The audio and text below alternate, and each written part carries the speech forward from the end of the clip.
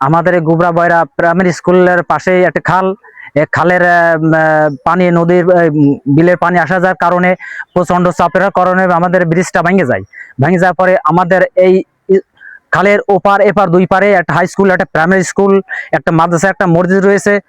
আমাদের ছেলে মেয়েদের যা আছে খুব কষ্টকর। এরা এই কয়দিন যাবত আমাদের মেয়েরা ছেলেরা স্কুলে পরীক্ষা দিতে অনেক কষ্ট হয়েছে। গতকালকে থেকে আমাদের ইউনো স্যার থেকে এই সাঁকোর ব্যবস্থা করেছে, আজকে সম্পূর্ণ হয়েছে।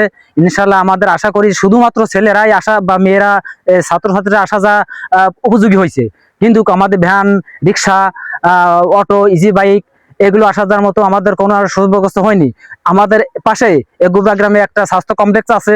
এই কমপ্লেক্সের কোনো রকম মহিলাদের দুর্ঘটনা বা অসুস্থ হলে নেওয়ার কোনো পরিবেশ আমাদের নেই। এই সাঁকোর পথে যাওয়া সম্ভব। তা আমি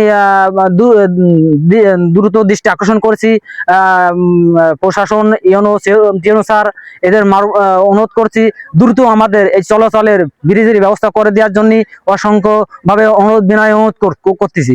আমি গোবরা গ্রামের পক্ষ থেকে, বয়রা গ্রামের পক্ষ থেকে, জনগণের পক্ষ থেকে বলতে চাই, আমাদের দ্রুত এই ব্রিজটা করে দেওয়ার জন্য দ্রুত আহ্বান জানাচ্ছি যে আমাদের ব্রিজটা একান্তই প্রয়োজন।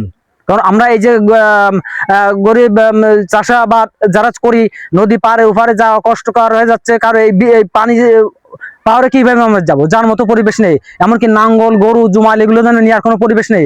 তা আমি সরকারের কাছে বিনয়ভাবে অনুরোধ করতেছি দ্রুত আমাদের এই ব্রিজের প্রয়োজন, ব্রিজটা করে দেওয়ার জন্য আমি আকুল আবেদন করতেছি।